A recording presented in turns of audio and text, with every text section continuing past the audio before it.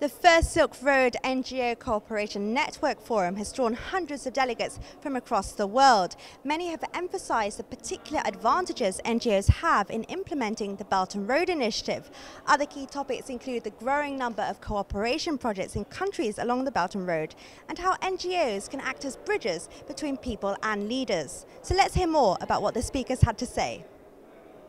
The role of NGOs is extremely important because, as I said, the intention is to let these countries work together in harmony, so that the basic input to that is the understanding of people, of the country's people. And that cannot happen without dialogue, without cross-cultural dialogue. This NGO conference is extremely important.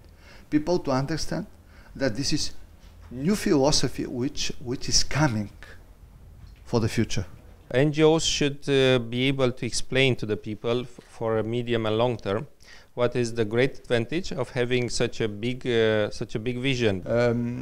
NGOs have the flexibility to act and to implement projects on the ground. They do that well. They know how to reach out to people who really need help, so they can make the difference in terms of actual service delivery. So they will be important guides, I think, in the implementation of the Belt and Road initiatives, because they will be the one articulating the expectations of the populations better than any other actors, to my viewpoint.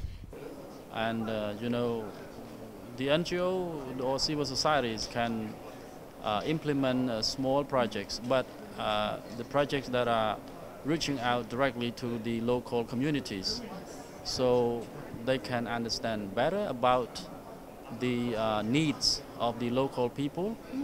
They can raise the awareness about the Belt and Road Initiative. So the role for the NGOs is very important in the future, and it carries big challenges in order to reduce the gap between the people, not only in the same country, but between the people of all countries, because each country has its own culture. I think today we are actually doing the second step which is needed, which is bringing up the NGOs together, which is people-to-people relationship. I think this is what will make the BRI last longer.